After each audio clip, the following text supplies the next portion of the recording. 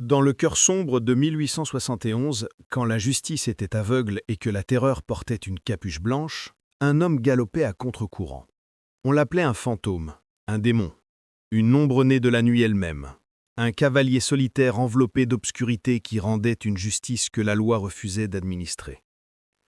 Mais ce n'était pas un justicier ordinaire. C'était un fantôme forgé dans les flammes de la guerre, un homme noir qui chassait les chasseurs. Avant de continuer, abonnez-vous s'il vous plaît pour me faire plaisir et dites-moi d'où vous regardez dans les commentaires. Maintenant, revenons en 1871, dans une ville d'Alabama où la peur portait une capuche blanche et où une légende allait naître dans l'obscurité. Le soleil de la fin d'après-midi pendait bas et lourd dans le ciel de l'Alabama, projetant de longues ombres déformées qui s'étiraient comme des doigts avides sur la route poussiéreuse. Isaac Granger, un homme d'une vingtaine d'années, monta sa robuste monture et entra dans la ville de Redemption. Le nom lui-même était une amère ironie qu'il commençait à peine à goûter. Il portait la carrure maigre et dure d'un soldat, forgé dans le creuset d'une guerre qui était censée avoir tout réglé, et possédait les yeux vigilants et toujours en alerte d'un éclaireur qui avait appris que la survie dépendait de voir ce que les autres manquaient. Il se rappelait Redemption comme d'un lieu de bruit et de vie. L'air y était rempli du cliquetis du marteau du forgeron, des conversations du jour de marché et des rires faciles des voisins. La ville qu'il traverse maintenant était un écho creux de ce souvenir. Un silence inquiétant régnait, rompu seulement par le grincement fatigué de sa selle et le léger bruit des sabots de son cheval dans la poussière rouge épaisse. Les devantures qui autrefois exhibaient fièrement leurs marchandises étaient maintenant aveuglées par des planches clouées aux fenêtres. Les rares personnes dans la rue, noires comme blanches, se hâtaient la tête baissée, les épaules courbées comme si elles faisaient face à une tempête perpétuelle. Elles avançaient avec une énergie furtive, évitant le contact visuel non seulement avec lui, mais entre elles, comme si un regard partagé était une transaction trop coûteuse à se permettre. L'air lourd et humide semblait porter une tension qui n'avait rien à voir avec la météo. Une peur palpable et muette s'installait profondément dans les os d'Isaac. Son sentiment initial d'un retour triomphal, une chaleur qu'il avait entretenue pendant 4 longues années, commençait à tourner dans une boule froide de désillusion et de suspicion. Il était revenu chez lui pour trouver la paix, mais l'atmosphère n'était pas pacifique. Elle ressemblait à un cessez-le-feu fragile et temporaire. Il se sentit étranger dans l'endroit même qui lui avait donné son nom. Son chemin le conduisit hors du centre mort de la ville, vers la petite ferme de Sarah, une vieille femme noire qui était une amie proche et chérie de sa mère. En approchant de la propriété, la boule froide dans son estomac se resserra. Sa terre, qu'il ressemblait comme un exemple de soins méticuleux et de labeur infatigable, montrait maintenant les signes incontestables de la peur et de la négligence. Les clôtures, autrefois droites et solides, penchaient en mauvais état, leurs poteaux penchés comme de vieux hommes fatigués. Un potager était étouffé par les mauvaises herbes, sa récolte abandonnée. Le plus frappant était une large tache laide de bois calciné marquant le mur de sa garne, une cicatrice violente contre le bois gris usé. Sarah sortit de la petite cabane tandis qu'il descendait de cheval, son visage cartographié par l'inquiétude qui s'illumina d'un sourire fragile. Elle se précipita vers lui, l'embrassant avec une force qui déniait ses années. Mais sa joie était une bougie vacillante dans un vent violent. « Isaac, que le Seigneur soit loué. Tu es rentré. Mon enfant, mais ce n'est pas la maison que tu as quittée. » Son toucher tremblait. « Je le vois bien, Sarah, » dit Isaac d'une voix basse, tandis qu'il regardait ses yeux hantés, puis la paroi noircie de la garne. « Que s'est-il passé ici? Qu'est-ce qui met tout le monde si effrayé? C'est comme si la guerre n'avait jamais pris fin. » Sarah le tira vers la sécurité relative de sa véranda. Son regard se baladait vers la lisière boisée, comme si les arbres mêmes avaient des yeux hostiles. Elle baissa sa voix en un chuchotement tendu et urgent. « Ce sont les Night Riders, Isaac, des gobelins d'un cauchemar, vêtus de drap blanc. Ils viennent la nuit, Isaac. Ils brûlent, ils fouettent, ils prennent ce qu'ils veulent nous faire peur pour nous remettre enchaînés ou dans la terre. » Elle se tordait les mains, la peau usée et sèche. Le shérif ne fait rien, il détourne les yeux. Ou pire, il sourit quand il entend ces histoires. Il n'y a personne pour les arrêter, mon enfant. Personne. Isaac écouta. Sa mâchoire se resserra jusqu'à ce que ses dents lui fassent souffrir. La fatigue de son non-voyage fut consumée par une colère lente et bouillonnante. Il sentit le poids écrasant de l'impuissance de la communauté dans la terreur silencieuse de Sarah. Une terreur devenue aussi normale et constante que le coucher du dimanche. Cette nuit-là, le sommeil n'offrit aucun refuge. Il fut réveillé d'un demi-sommeil agité par le son de cris lointains et frénétiques, et par le faible et furieux halo orangé à l'horizon. Chaque instinct de ces années d'éclaireur le mit sur alerte maximale. Il s'habilla rapidement dans des vêtements sombres et glissa hors de la cabane de Sarah, se fondant dans les bois familiers qui bordaient sa propriété. Il se mouvait dans une furtivité devenue naturelle. Ses pieds trouvaient leur chemin sur le plancher épais d'aiguilles de pin sans émettre un souffle. La lueur devint plus brillante, les cris plus distincts, imprégnés d'une cruauté gutturale qui lui glaçait le sang. Il suivit la terrible lumière jusqu'à atteindre une crête surplombant la petite exploitation des Johnson, un couple de travailleurs avec 2 jeunes enfants. Depuis sa cachette, il fut témoin du cauchemar que Sarah avait décrit. Une douzaine de silhouettes capuchonnées à cheval encerclaient la modeste maison comme des vautours. Leurs robes blanches formaient une vision fantomatique et obscène dans la lumière vacillante des torches. Leurs chevaux, excités par le feu et la peur, piétinaient et soufflaient, leur haleine formant des nuages dans l'air frais de la nuit. Isaac resta parfaitement immobile, le corps rigide d'une colère si profonde qu'elle en devenait presque une maladie physique. Son entraînement prit le dessus.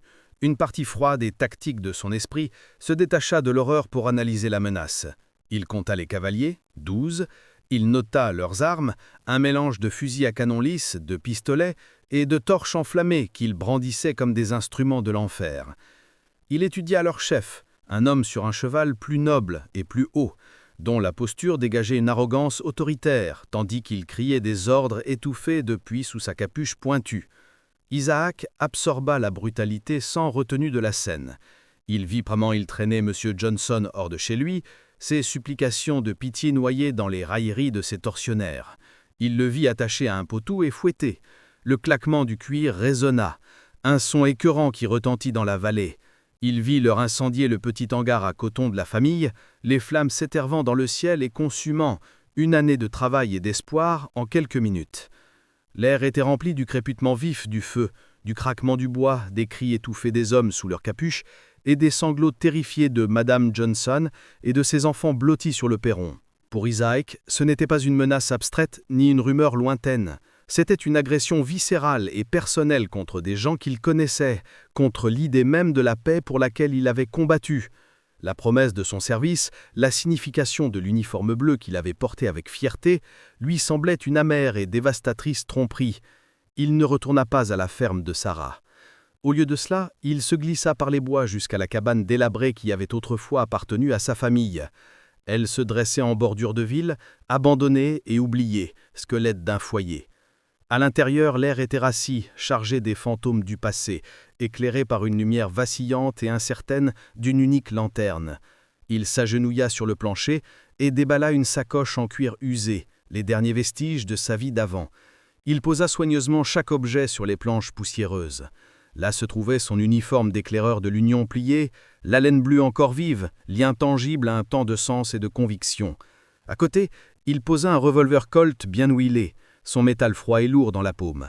Vint ensuite un couteau Bowie, d'un tranchant vif, la blâme brillant à la lueur de la lampe, et enfin sa collection d'outils de pistage, petits objets en métal et en bois qui lui avaient sauvé la vie plus d'une fois.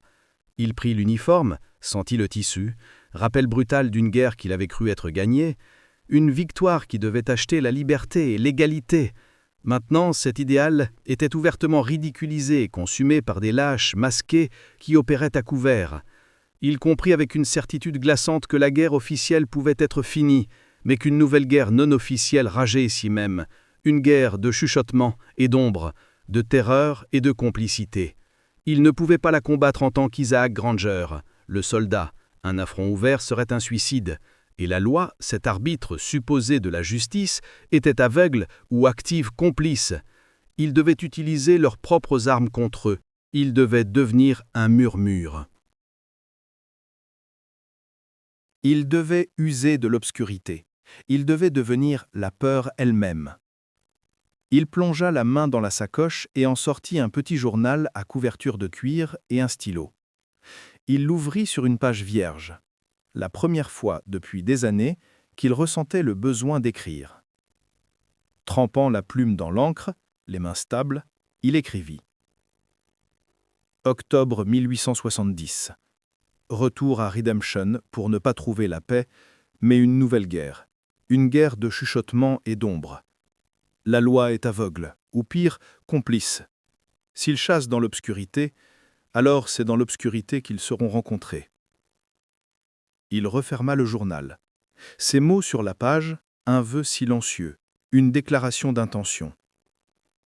Puis, il saisit le revolver Colt. Ses mouvements méthodiques et précis, le cliquetis discret du barillet tournant, le murmure d'un chiffon huilé glissant sur le canon, le claquement final froid quand il chargea les chambres. C'étaient les sons d'une décision forgée en réalité. Son visage, éclairé par la lanterne solitaire, se figea dans une expression de résolution froide et inflexible. Le soldat était parti. Un chasseur naissait dans le repli de la cabane délabrée de sa famille. Isaac entreprit systématiquement l'ouvrage sombre d'effacer son identité. Ce n'était pas une tâche de dissimulation, mais de création. Il ne cachait pas Isaac Granger. Il forgeait le cavalier fantôme à partir des matériaux bruts de la nécessité et de la rage. Il œuvrait avec un but silencieux, funeste, qui emplissait ce petit espace poussiéreux d'une intensité palpable. Sa première tâche fut de créer la couleur même de la nuit. Il ramassa des noix dans les bois, leurs enveloppes vertes tachant ses doigts d'un brun profond, et il les fit bouillir dans une vieille marmite rouillée sur un feu doux. À cette décoction sombre, il ajouta du charbon réduit en poudre fine, créant une teinture aussi noire et implacable que la nuit sans étoiles. Dans ce mélange bouillonnant, il plongea son pantalon en toile robuste et sa chemise simple sans col, remuant avec un bâton jusqu'à ce que le tissu boive l'obscurité et devienne un avec elle. Il les suspendit ensuite pour sécher dans les ombres de la cabane, à l'abri des regards indiscrets. Puis, il se tourna vers le masque. À partir d'un morceau de cuir noir épais, provenant d'un ancien équipement de selle, il découpa une forme couvrant tout le visage. De la racine des cheveux jusqu'à la mâchoire, il travailla le cuir à l'aide de son couteau, creusant 2 fentes horizontales étroites pour les yeux, juste assez grandes pour voir, mais trop petites pour trahir la couleur ou l'émotion qui s'y dissimulait. Il perça de petits trous les longs des bords et y fit passer une lanière de cuir, s'assurant qu'elle s'ajuste fermement, devenant une seconde peau. Ce n'était pas un déguisement, c'était un nouveau visage, un visage de froide rétribution. Son attention se tourna alors à son équipement. Sa selle, un robuste surplus militaire, était fonctionnelle, mais pas silencieuse. Il découpa des bandes de vieux tissus et enroula les étriers métalliques, les boucles et toute partie de harnais qui puissent teinter ou grincer. Le son était un luxe qu'il ne pouvait s'accorder, une trahison qu'il ne permettrait pas. Tout mouvement devait être aussi discret qu'une ombre glissant sur le sol. Enfin, il y avait son partenaire dans cette entreprise, l'unique être auquel il accorderait sa confiance dans la guerre à venir. Son cheval s'appelait Midnight, un puissant et intelligent étalon noir, une créature aussi d'ombre que l'identité que Isaac était en train de créer. Dans une clairière cachée derrière la cabane, il entama un nouveau type d'entraînement. Il monta Midnight pendant des heures sans bride, enseignant au cheval à répondre à un moindre déplacement du poids, à une pression silencieuse du genou, à un léger claquement de langue. Il l'entraîna à rester immobile pendant de longues périodes, à se déplacer dans un sous-bois dense sans bruit, à devenir non seulement une monture, mais une extension de sa propre volonté. Un être vivant, respirant, une part de la nuit. Tout ce processus était un rituel solennel. À chaque pièce de costume qu'il achevait, à chaque ordre silencieux, le cheval apprenait à obéir. Il sentit une part de son ancien moi, le soldat plein d'espoir, le fils revenu, tomber en poussière. Il perdait l'homme qui avait versé son sang pour une promesse, pour embrasser le corps froid et vengeur qu'il avait maintenant choisi. C'était une transformation non du corps, mais de l'âme. Un homme revêtant un masque pour devenir un symbole, un spectre pour traquer les ghouls. Quelques jours plus tard, les murmures le trouvèrent. Le vent porta la nouvelle de bouche en bouche, d'une bouche craignant de le prononcer à une autre, que le clan prévoyait de s'attaquer à la famille Washington. Les Washington n'avaient commis aucun crime, si ce n'est celui d'avoir réussi, d'avoir travaillé, économisé et finalement acquis leur propre parcelle de terrain. Une propriété de 50 acres, témoignage de leur résilience, que les Night Riders considéraient comme un acte de défi intolérable. Isaac apprit qu'ils se rassembleraient dans une clairière près du vieux marais de cyprès avant de partir en cavalcade, un lieu où ils se croyaient invincibles, où ils allumeraient une croix pour sanctifier leur haine avant de la déchaîner. Cette nuit-là, quand les membres du clan se furent assemblés, leur humeur était arrogante et joyeuse. Ils étaient 12. Leurs robes blanches contrastaient violemment avec l'obscurité croissante du marais. Ils faisaient du terrorisme un jeu, leur rire résonnant de façon surnaturelle à travers les arbres, alors qu'ils préparaient leurs torches et la croix de bois grossière. Ils étaient si sûrs de leur pouvoir, si certains de la peur qu'ils inspiraient, qu'ils ne songèrent jamais à regarder au-delà des ombres profondes. C'est à ce moment-là qu'Isaac attendait. Il faisait partie de l'obscurité, silencieux et immobile sur Midnight. Il n'avait pas l'intention de les rencontrer par la force brute. Son plan était de démanteler leur courage, de retourner leur propre peur contre eux-mêmes. Il commença non par un cri, mais par une pierre. Il avait repéré l'endroit à l'avance. Un énorme nid de frelons en papier pendait d'une branche basse directement au-dessus de l'endroit où les clansmen avaient imprudemment attaché leurs chevaux. Son tir fut juste. La pierre heurta le nid avec un bruit sourd, et la nuit explosa du bourdonnement en colère de 1000 frelons furieux. Les chevaux, déjà nerveux, hurlèrent de douleur et de terreur, tirant violemment à leurs rênes. Plusieurs se délièrent et galopèrent dans le marais, tandis que les autres donnaient des coupes et des coups, sèmant le chaos à bord de la clairière. Alors que les clansmen se retournaient, confus, criant à cause du pandémonium soudain, le cavalier fantôme apparut. Il ne chargea pas. Il jaillit des ombres comme de la fumée, une forme sombre sur un cheval sombre. Dans sa main, il ne tenait pas d'arme, mais un long fouet noir. Le fouet clappa dans l'air, son bruit aigu et puissant résonnant comme un coup de feu et faisant tressaillir les membres du clansmen. Le cuir fouetta, flou à la lueur des torches, s'enroulant autour du canon d'un fusil à pompe pour l'arracher des mains d'un homme. Un autre claquement, et une torche enflammée fut projetée dans l'air. Sa flamme s'éteindit en tombant dans une flaque d'eau trouble. Il fonça sur Midnight directement dans leur assemblée, le grand cheval, force terrifiante et irrésistible. Ils s'enfuirent comme des feuilles mortes balayées par le vent, trébuchant sur leurs propres robes. La croix à moitié allumée, symbole de leur pouvoir, fut piétinée dans la terre sous les puissants sabots de Midnight, sa flamme naissante étouffée dans la boue. Pendant toute l'attaque, Isaac ne dit rien. Son silence était son arme la plus terrifiante. Ces hommes étaient habitués aux cris, aux supplications, aux malédictions. Ils furent confrontés à un calme inhumain, déconcertant, qui les dépouilla de leur bravade. Ce n'était pas un homme qu'ils combattaient, c'était une force. Un spectre sorti du marais lui-même. Il ne tua pas, il désarma, il fit tomber de cheval, il humilia. Il les laissa avec des plaies brûlantes de son fouet, avec la terreur de leurs chevaux effrayés et avec la honte profonde de leur propre lâcheté. Il brisa leur sentiment de puissance, leur anonymat, leur croyance que la nuit leur appartenait. Puis, aussi vite qu'il était apparu, il se fondit à nouveau dans l'obscurité, laissant derrière lui une scène de chaos, de confusion et une nouvelle peur naître. Le lendemain matin, la communauté des anciens esclaves était électrisée d'une nouvelle énergie. La nouvelle, portée par des chuchotements excités et discrets, se répandit de cabane en cabane, de champ en champ. Les Washington sains et saufs racontèrent une histoire qui grandissait à chaque fois qu'elle était répétée. Une histoire d'ombre à cheval, d'un vengeur sombre descendu sur le clan comme une tempête. Il parlait d'une silhouette qui se mouvait comme la fumée, dont le fouet claquait tel l'éclair, et qui s'était évanouie sans laisser la moindre trace, laissant les cavaliers de la nuit éparpillés et brisés. Pour la première fois depuis longtemps, le soleil sembla briller un peu plus fort.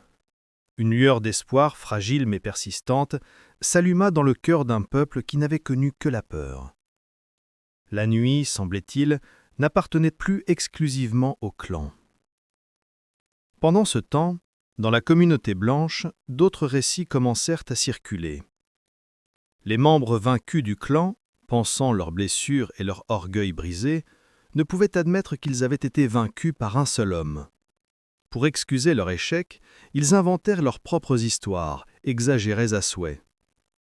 Ils parlaient d'un démon invoqué du marais, d'un esprit vengeur aux yeux de feu glacé. Ce n'était pas naturel, dit-on qu'un d'eux déclara dans le saloon de la ville, la voix encore tremblante. L'air se glaçait là où il passait. Il ne faisait aucun bruit, mais c'était le diable lui-même qui maniait ce fouet. Un autre affirma que le cheval du cavalier avait des sabots de feu et soufflait de la fumée. Ces récits nés de la honte et de la superstition servaient parfaitement les desseins d'Isaac. Il n'était plus un homme, il était une légende, un fantôme. Son pouvoir s'amplifiait par la peur même de ce qu'il chassait. La peur se mêlait désormais à l'émerveillement, et, dans la communauté noire, un sentiment dangereux mais exaltant de défi commença à germer. Le cavalier fantôme n'avait pas seulement sauvé les Washington, il avait offert à son peuple une arme nouvelle, une histoire, une croyance, la conviction qu'il n'était pas entièrement seul dans l'obscurité. Pour garder une longueur d'avance, Isaac savait qu'il lui fallait plus que des murmures. Il avait besoin d'informations. Quelques jours après l'attaque, il se dépouilla de la peau du cavalier fantôme et redevint Isaac Granger. Un homme tranquille en quête de travail. Il se rendit en ville, non pas sur le puissant Midnight, mais sur une jument quelconque prêtée par Sarah. Il portait des vêtements simples de fermier, le dos légèrement voûté, les yeux baissés, l'image parfaite d'un homme qui cherche à passer inaperçu. Sa destination était la boutique officielle, le cœur officiel de la ville où s'échangeaient marchandises, argent et surtout informations. Le magasin appartenait à un certain monsieur Abernathy, un homme nerveux, frêle comme un oiseau, au cœur fondamentalement bon, mais à la colonne vertébrale faite de gélatine. Il désapprouvait la violence du clan, mais craignait trop leur pouvoir pour jamais s'y opposer. Il se tordait sans cesse les mains comme s'il tentait d'enlaver la culpabilité collective de la ville. Isaac entra dans le magasin et salua Abernathy d'un simple signe de tête. Il se mit à examiner des sacs de farine, feignant d'être un fermier ordinaire, tandis que ses oreilles, aiguisées par des années d'éclaireur, captaient les conversations alentour. Deux clients, des hommes robustes, à l'assurance arrogante de ceux qui croient être du bon côté de l'histoire, discutaient de l'étrange événement de l'autre nuit. « J'ai entendu que les gars se sont affrouillés par une panthère du côté du marais, » dit un d'eux avec un reniflement dédaigneux. L'autre, connu pour sa sympathie envers le clan et son sourire cruel, se pencha plus près, sa voix chutant dans un murmure conspirateur. Ce n'était pas une panthère, c'était quelque chose d'inhumain, démoniaque. Mais t'en fais pas, il se retrouve vendredi pour régler ça, une vraie réunion avec tous les chefs, près de l'ancienne carrière. Il compte bien traquer cette chose. Le cœur d'Isaac eut un battement sec, mais son visage resta impassible. Il tenait son information, le moment et l'endroit. Il prit un petit sac de farine et un autre de sel, les posa doucement sur le comptoir. « Juste ça, monsieur Abernathy, » dit-il d'une voix calme, anodine. Il paya, croisa un instant le regard d'Abernathy et y vit un éclat fugace, un mélange de peur et d'émerveillement muet. Quand le commerçant lui rendit la monnaie, leurs doigts se frôlèrent. La main d'Abernathy était moite. « Étrange temps, Isaac, » murmura-t-il à peine en évitant de croiser son regard. « Sois prudent. » Isaac hoquessa légèrement, un signe silencieux de compréhension. Il venait de confirmer la valeur de l'intelligence discrète, de l'art d'être un fantôme même en plein jour. Il avait appris le prochain mouvement du clan, sans éveiller le moindre soupçon. Et il avait vu dans les yeux d'Abernathy qu'il n'était pas seul à haïr les cavaliers de la nuit. Il avait une longueur d'avance, et dans cette guerre d'ombre, c'était le seul avantage qui comptait. Mais l'avantage est une chose éphémère, un fantôme en soi. Isaac le savait. Être en avance n'est jamais un état permanent. C'est un instant, une bouffée d'air volée avant la prochaine plongée. Les murmures autour de son double spectral avaient offert à la communauté un répit fragile. Mais il savait que la bête qui l'avait frappé n'était pas morte, seulement blessée. Et une bête blessée est la plus dangereuse qui soit. Il les avait humiliés. Et pour des hommes dont le monde reposait sur le frêle échafaudage de la fierté et de la domination, l'humiliation était un poison qui exigeait un antidote violent. Il attendait, écoutant non seulement avec ses oreilles, mais avec tout son être, sentant les vibrations de la peur de la ville, guettant la réponse inévitable.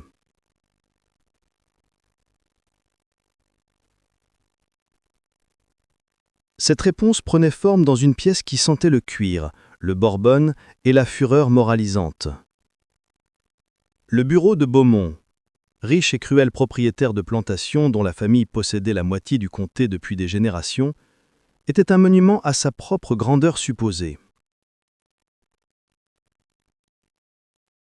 Les murs, ornés de têtes empaillées de cerfs et de ours, leurs yeux de verre figés dans une surprise placide, contrastaient avec la rage bouillonnante de leur propriétaire.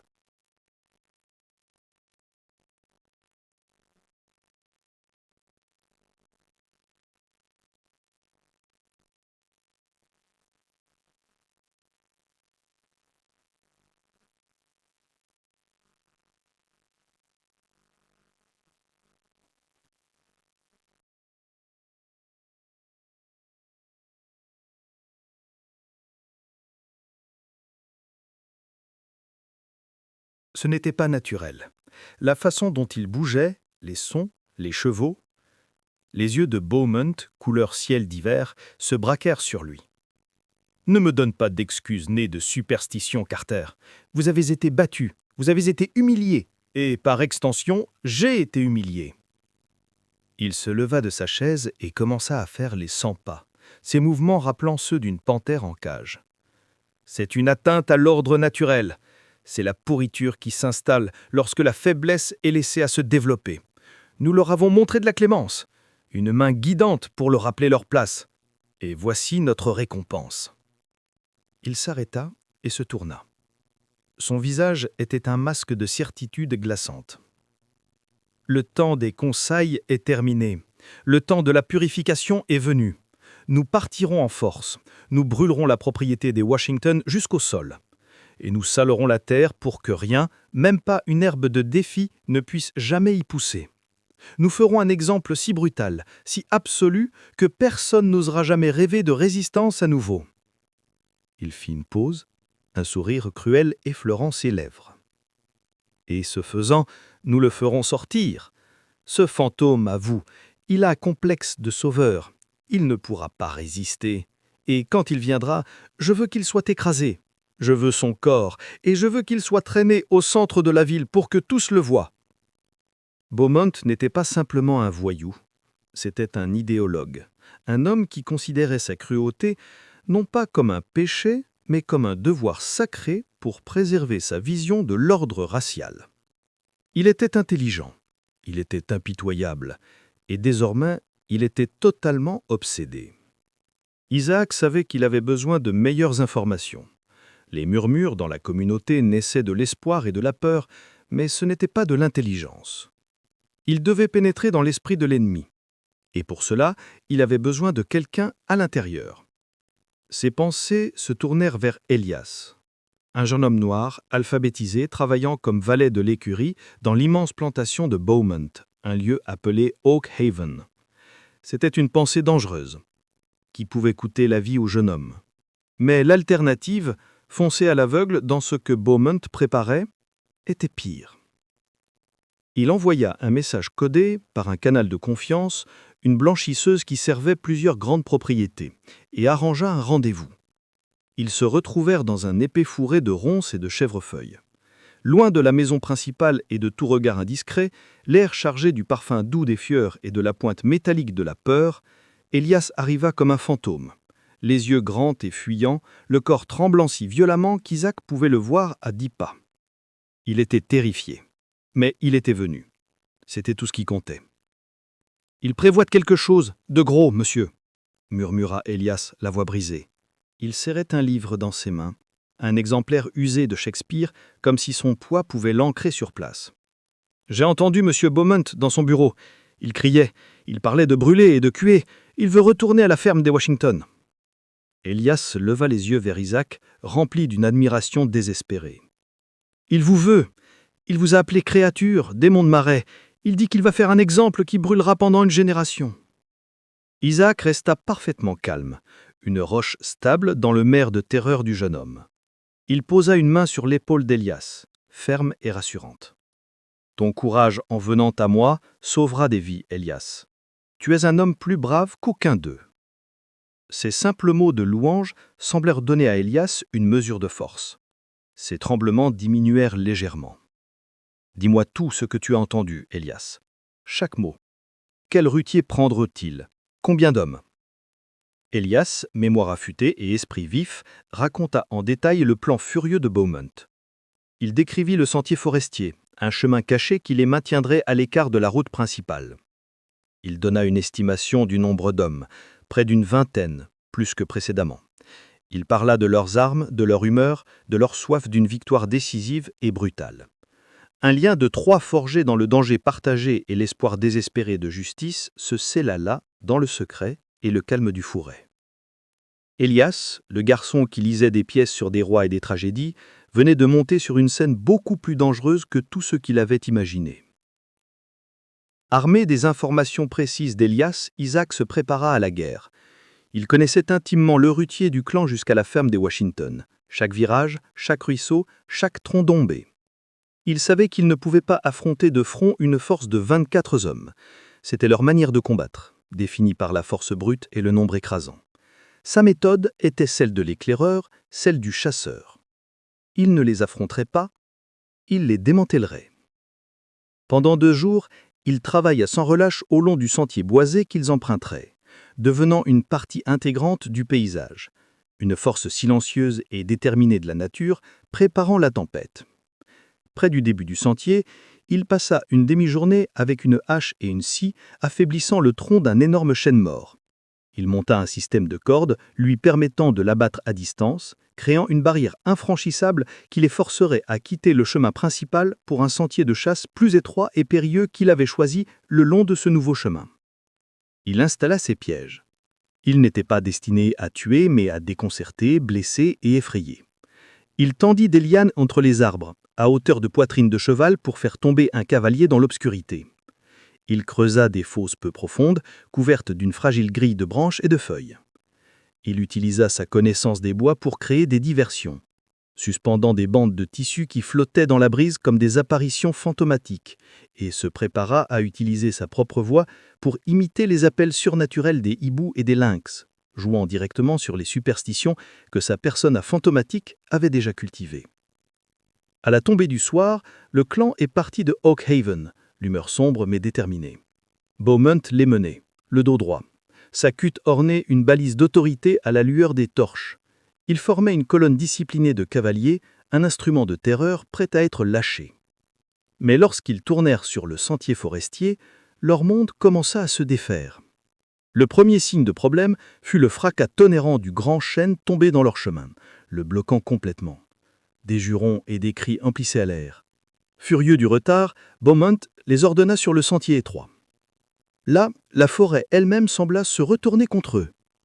Un cavalier à l'avant poussa un cri d'anglais, alors qu'une liane l'attrapa à la poitrine, le jetant violemment de sa selle.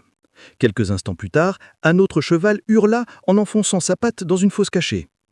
La panique commença à se propager dans les rangs. Des appels étranges résonnaient dans les arbres autour d'eux. Des sons presque familiers, mais déformés en quelque chose de monstrueux et inquiétant. Le raid organisé se transforma en chaos paranoïaque. Les hommes se séparèrent dans l'obscurité, leurs torches projetant des ombres dansantes et menaçantes. Chaque brindille qui craquait, chaque friscon de feuilles devint le son du chasseur fantôme. Ils n'étaient plus une force confiante. Ils étaient un groupe d'hommes terrifiés et isolés, perdus dans une forêt qui voulait les chasser. Traqué par un fantôme qui semblait être partout à la fois, Isaac vit son moment. Beaumont, furieux et tentant de rétablir l'ordre, avait dépassé son groupe principal, accompagné seulement de Carter. Ils étaient désormais séparés, isolés. C'était l'opportunité qu'Isaac avait orchestrée. Il incita Midnight à avancer, le cheval se mouvant comme une rivière noire à travers les arbres, et apparut directement sur le chemin devant les 2 hommes du clan, pour un bref instant suspendu. Le grand cyclope et le cavalier fantôme se faisaient face. La lumière de la lune filtrant à travers le feuillage, tamisant la scène d'allure argentée et terrée. Le visage de Beaumont, visible à travers les fentes de sa capuche, était un masque de pure fureur. « Te voilà, diable !» grogna-t-il. tirant un grand revolver de culte de sa ceinture. Mais avant qu'il puisse lever l'arme pour tirer, le fouet d'Isaac, un serpent noir sous la lune, fendit l'air. La lanière ne frappa pas le corps de Beaumont. C'était un geste d'une précision chirurgicale impossible. L'embout en cuir s'enroula habilement autour du sommet pointu de la capuche de soie ornée du grand cyclope avec une traction puissante et nette. Isaac lui l'arracha. Le visage pâle et choqué de Beaumont fut soudainement exposé. Sa barbe soigneusement taillée et ses yeux froids et calculateurs étaient mis à nu sous la lumière de la lune. Sa bouche s'ouvrit en signe d'incrédulité. Son expression mélange de choc, de rage et, pour la première fois, d'une véritable peur. Le symbole de son pouvoir, source de son autorité et de sa terreur, avait disparu. Isaac ne dit rien. Le silence fut le coup final écrasant.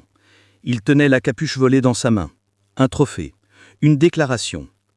Puis il fit pivoter Midnight, le cheval tournant sur place, et disparut dans l'obscurité aussi silencieusement qu'il était apparu, laissant Beaumont debout sur le sentier, sans masque, sans armes, et totalement humilié devant ses propres hommes. Le conflit n'était plus à propos d'une ville ou d'un peuple, il était désormais profondément, irrévocablement personnel. L'humiliation était une présence physique dans le bureau de Beaumont, un fantôme plus réel et plus étouffant que celui dont ces hommes chuchotaient. Il s'accrochait au rideau de velours, aigrit le bourbon coûteux dans sa carafe, et lui renvoyait son regard à travers les yeux de verre morts de ses trophées de chasse. La capuche volée était un vide, une absence qui criait son échec. Sa colère brute et explosive s'était refroidie, se solidifiant en quelque chose de beaucoup plus dangereux, une obsession froide et cristalline. Il ne faisait plus les 100 pas comme un animal en cage. Il était assis derrière son bureau en acajou, parfaitement immobile, les doigts entrelacés, les yeux fixés sur l'espace vide où le symbole orné de son pouvoir aurait dû se trouver. L'humiliation avait été une leçon douloureuse mais nécessaire. La force brute avait échoué. Une armée d'hommes avait été démantelée par un fantôme. Par conséquent, le fantôme ne serait pas affronté avec une armée, mais avec un appât. Son lieutenant, Carter, se tenait près de la fenêtre, nerveusement, observant le crépuscule s'étaler sur les pelouses impeccables d'Oakhaven. Il sursautait encore à chaque fois que Beaumont parlait. « Il est arrogant, dit Beaumont, la voix basse et contrôlée, infiniment plus menaçante que sa rage précédente. Cette créature, ce fantôme, se croit un sauveur, un protecteur des faibles. C'est le défaut fatal de son genre, une sentimentalité qui obscurcit le jugement. » Il prit un coupe-lettre en argent, le tournant et retournant entre ses doigts, le métal poli captant la lumière de la lampe. Nous avons essayé de l'écraser avec un marteau et il s'est glissé entre les mailles. Maintenant, nous allons tendre un appât qu'il ne pourra absolument pas résister. Carter se détourna de la fenêtre. Quel genre d'appât ? Beaumont laissa un mince sourire cruel effleurer ses lèvres. Le plus tentant. L'appât de la justice. Il se pencha en avant, les yeux brillants d'une ruse nouvelle. Il y a un pauvre fermier blanc, un homme nommé Jedodiah, sympathisant connu des syndicats. Il embauche parfois des ouvrières agricoles noires, les paie correctement. En bref, un traître de son sang et une épine dans le côté de notre cause. Il posa le coupe-lettre avec un doux clic. J'ai déjà fait circuler une rumeur transmise par une source qui atteindra certainement les oreilles de notre fantôme. La rumeur est simple. Les chevaliers partent punir Jedodiah pour ses sympathies. Nous en ferons un exemple ce soir. Le front de Carter se plissa de confusion. Mais nous lui disons où nous serons. N'est-ce pas la même erreur qu'avant ? Beaumont sourit encore. C'est là la beauté, Carter. Il pensera que nous sommes des idiots, il croira que nous sommes prévisibles. Son ego, sa croyance qu'il est notre maître, l'obligera à venir en aide à un sympathisant blanc. Cela prouve que son pouvoir ne tient pas à la race, mais à la justice. C'est une tentation qu'il est psychologiquement incapable de refuser. Il se leva et se dirigea vers une carte du comté épinglée au mur. Cette fois, nous ne partirons pas en force, nous ne porterons pas de torche, nous serons silencieux. Nous serons les fantômes. Mes hommes sont déjà en position, cachés dans le bois, dans les fossés, dans la grange de Jedodiah. Ils attendront. Et quand notre sauveur apparaîtra, silhouetté contre la lune, ils n'essaieront pas de le capturer. Ils n'essaieront pas de le démasquer. Ils tireront pour tuer. Je veux que son corps soit criblé de plomb au point de couler dans l'eau. Il se retourna vers Carter, le visage illuminé par une joie fébrile et prédatrice. Je veux que son cadavre soit traîné au centre de la rédemption au l'aube. Je veux que la légende meure d'une mort très publique, très sanglante. Le plomb était un témoignage de son adaptation. Il avait dépassé la simple brutalité de ses suiveurs pour entrer dans le domaine de la guerre psychologique, utilisant les vertus perçues du cavalier fantôme comme mécanisme de sa perte. Il n'était plus seulement un tyran, il était un chasseur. Et il tendait le parfait piège.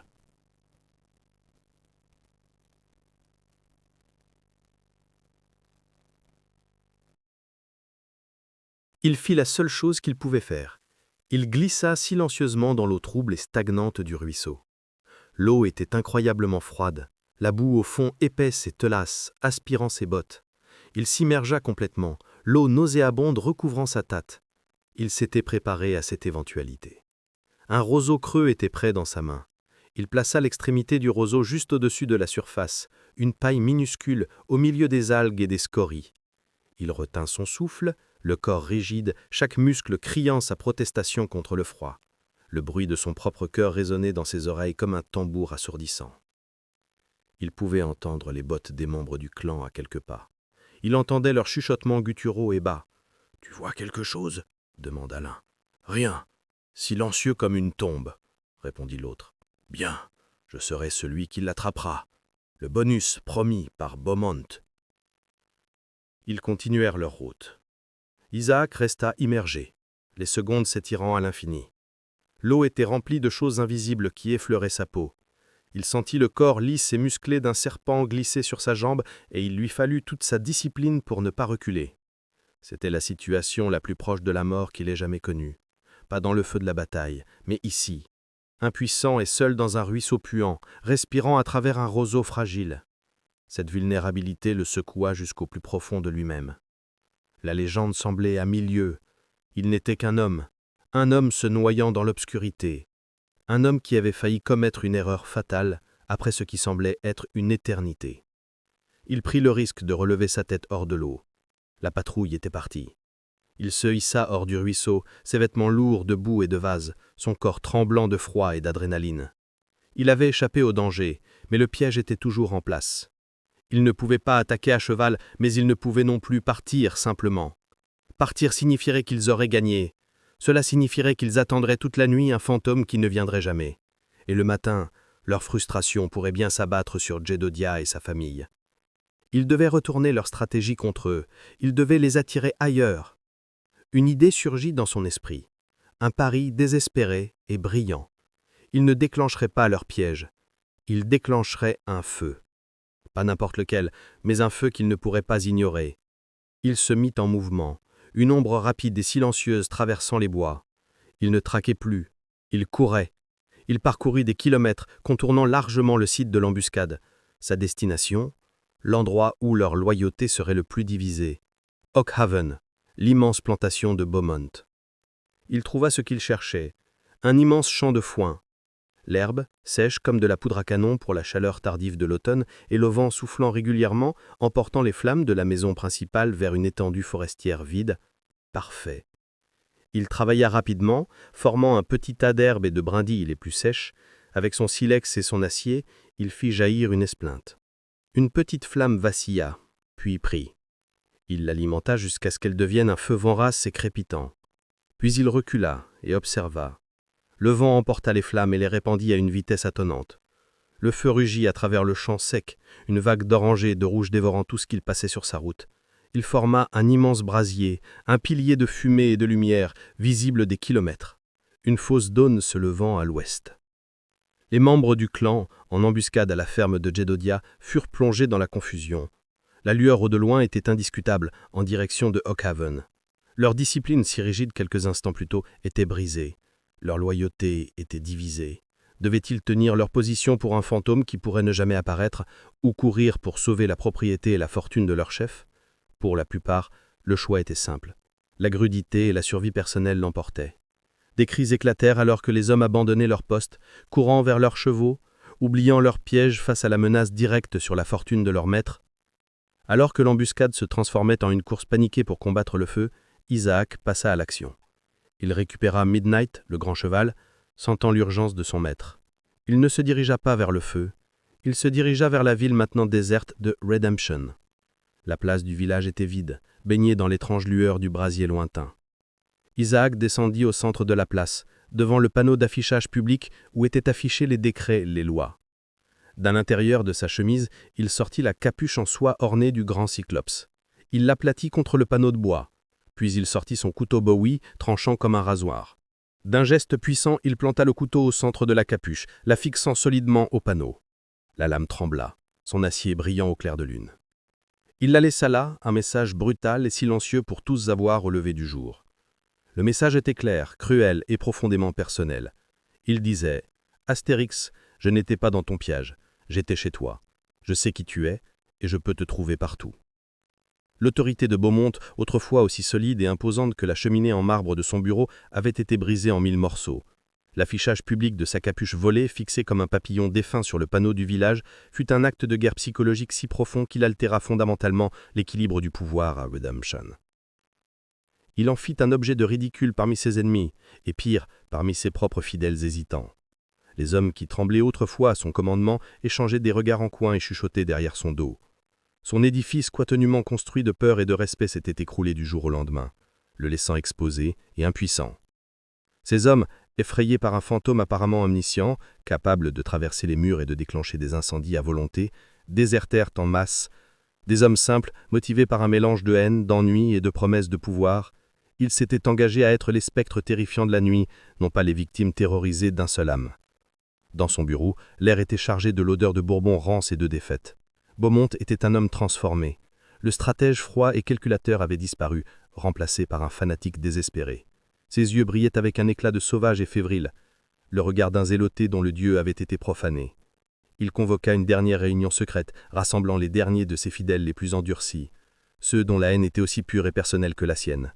Ce n'était pas un appel pour un raid ou un simple acte de terreur, c'était une convocation pour un rituel. « Vous n'êtes qu'un homme », voici à Beaumont, résonnant dans l'immense salle. Il se tenait devant la cheminée, son ombre dansant sur le mur comme un démon. Un démon envoyé pour tester notre détermination, pour tester la pureté de notre sang et de notre cause. Les âmes faibles se sont enfuies, la paille a été séparée du grain. Vous seuls, vrais believers, restez. Nous ne le chasserons pas comme des hommes. Nous le chasserons sur ordre. Nous accomplirons le droit sacré de la chasse au sang, et nous renverrons cette créature en enfer d'où elle est née. C'est pour notre sang, pour notre terre, pour notre mode de vie qu'il cherche à réduire en cendres. Sa voix s'était abaissée à un murmure conspirateur et venimeux, sa rage se concentrant en un point unique d'action. Nous nous retrouverons à l'ancienne église incendiée près de la rivière. À la pleine lune, ce soir, nous en finirons. Nous laverons notre honneur dans son sang. Le conflit avait atteint son point d'ébullition. Beaumont avait abandonné toute prétention d'une cause plus large visant à restaurer l'ordre, ou protéger un mode de vie. Sa motivation était désormais purement, crûment personnelle. C'était le pari désespéré d'un roi ayant perdu sa couronne, n'ayant plus rien à miser que son propre âme. Elias entendit le plan. Il n'était pas censé l'entendre.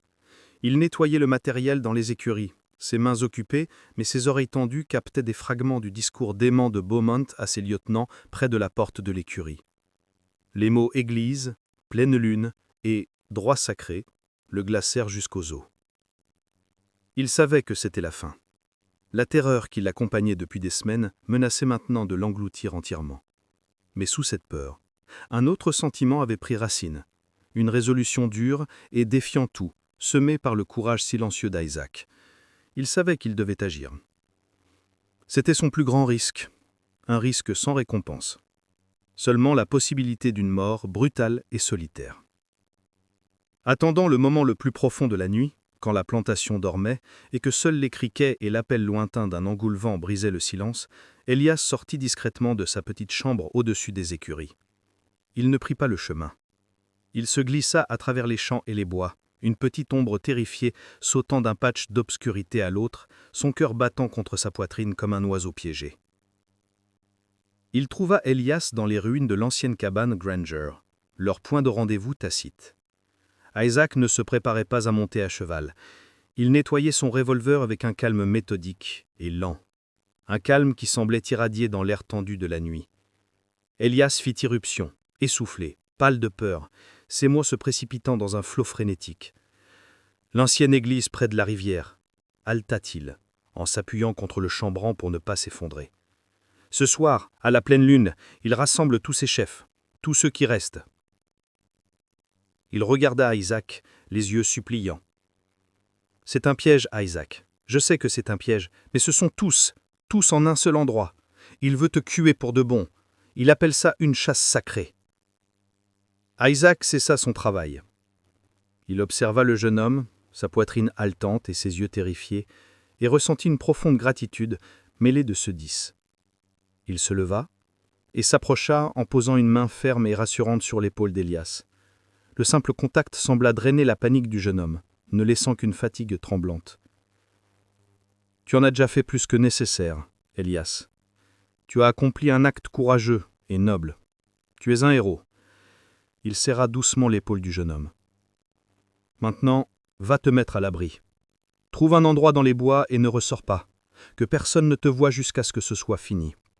Ce soir, tout se termine. » Elias hocha la tête, une larme traçant un sillon dans la crasse de sa joue.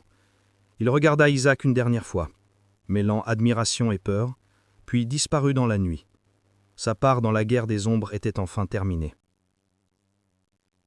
Isaac savait qu'il ne pourrait pas survivre à cette nuit. Il n'allait pas à un pont bas. Il pénétrait dans un rituel destiné à sa destruction avant de redevenir le cavalier fantôme une dernière fois. Il y avait une dernière chose à faire. Il se rendit à la ferme de Sarah. La petite cabane était ombre, sauf pour une seule lampe à la fenêtre. Il la trouva sur le porche, se balançant lentement sur sa chaise, un fusil reposant sur ses genoux. Elle leva les yeux à son approche, ses yeux perçants et pénétrants. Elle ne demanda pas où il allait, ni ce qu'il s'apprêtait à faire.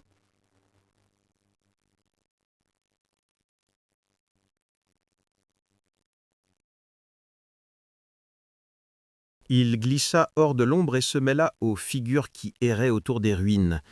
Il y en avait une douzaine environ, les durs, les derniers fidèles. Dans la lumière vacillante des torches et l'obscurité croissante de la tempête, il n'était qu'un membre anonyme de la congrégation de la haine. Personne ne lui prêta attention. Il écoutait, ses sens tendus derrière le masque étouffant. Il entendait leurs murmures nerveux, leurs vantardises teintées de peur qu'il tentait de réprimer. Puis une voix trancha le murmure, tranchante et autoritaire. « Beaumont !» Il se tenait sur l'autel de pierre en ruine, une nouvelle capuche ornée sur la tête, remplacement de celle qu'Isaac avait prise. Il était un grand prêtre s'adressant à ses acolytes. « On dit qu'il est un démon », résonna sa voix, emplie d'un fanatisme ardent. « Mais nous sommes les instruments de la colère de Dieu. Il est le test de notre résolution sacrée. » La tirade de Beaumont était un sermon venimeux, une litanie de griefs et un appel à la purification par le sang. Il commença à nommer ses principaux lieutenants, les désignant un à un, sa voix gonflée d'importance théâtrale. Carter, ma main droite, qui mènera la première charge, Jennings, dont la loyauté n'a jamais failli, et Cobb, qui aura l'honneur du dernier coup. Isaac, caché au milieu d'eux, mémorisa chaque nom, chaque visage derrière la capuche. Beaumont ne faisait pas que prononcer un discours. Il signait leurs actes de mort, exposant tout son cercle intérieur dans son orgueil. Il faisait le travail d'Isaac pour lui.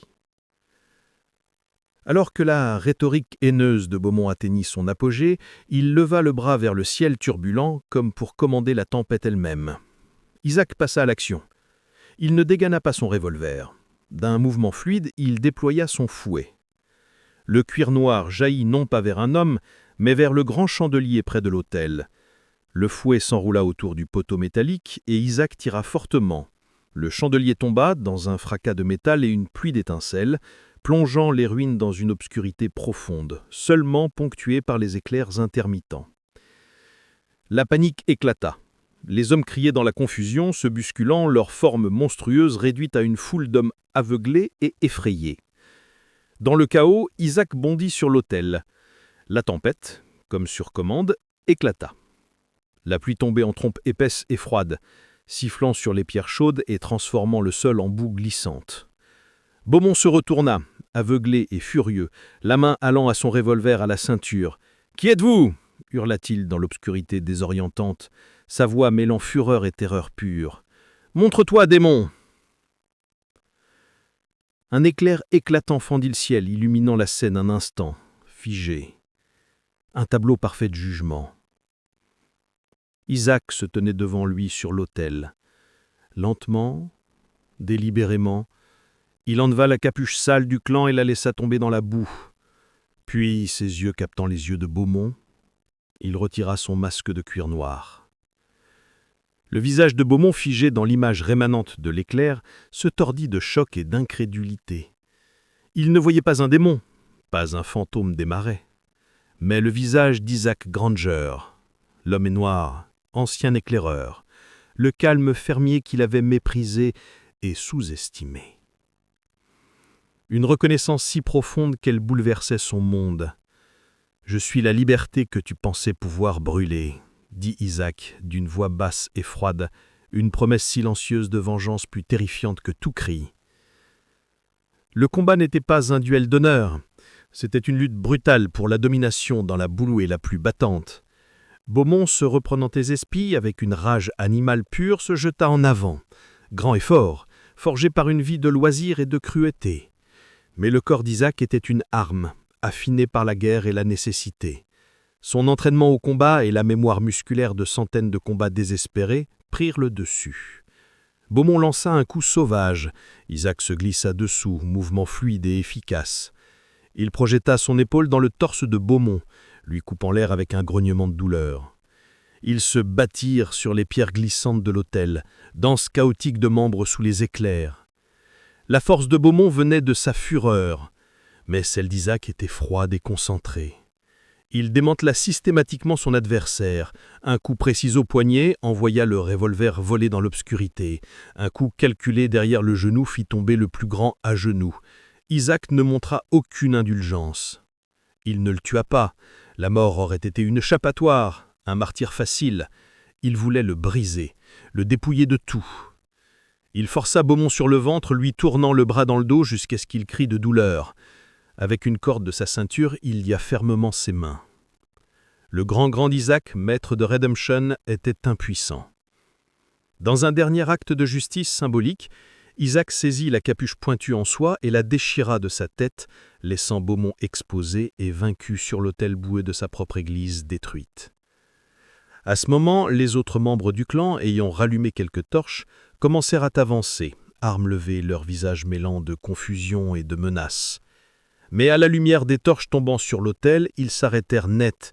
Ils virent leur leader, démasqué, ligoté et totalement impuissant, une figure pathétique qui sanglotait dans la boue. L'illusion de son pouvoir, le fondement même de leur ordre, était brisée.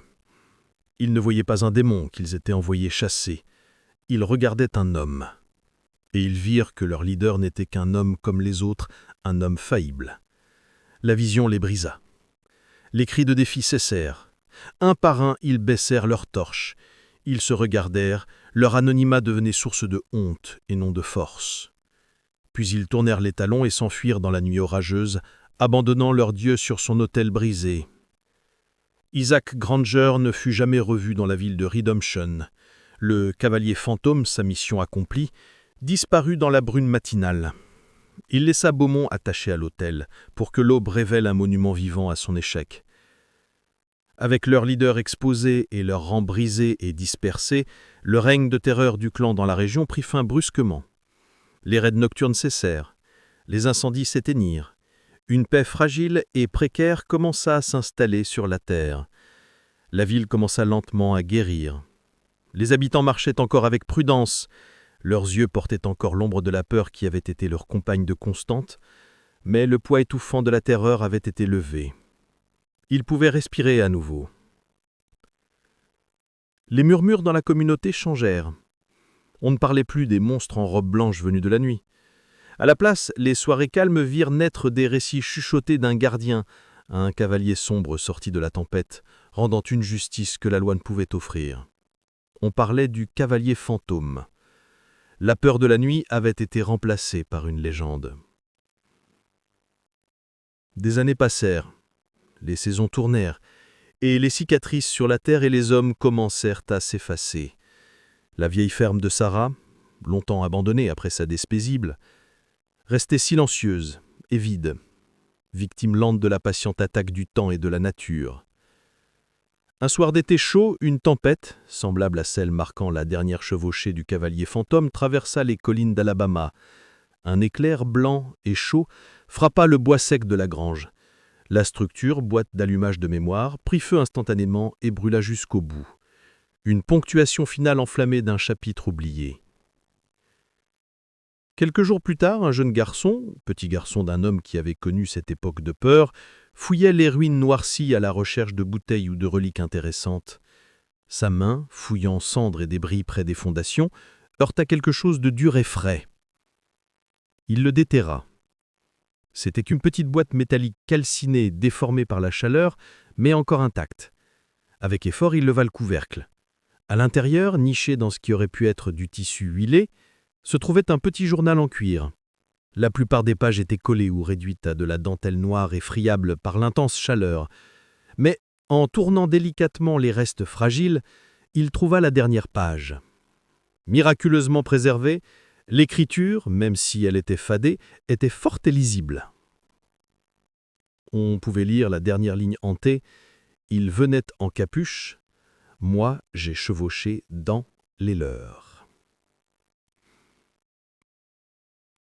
L'histoire se termine, mais la légende du cavalier fantôme continue de vivre dans la région.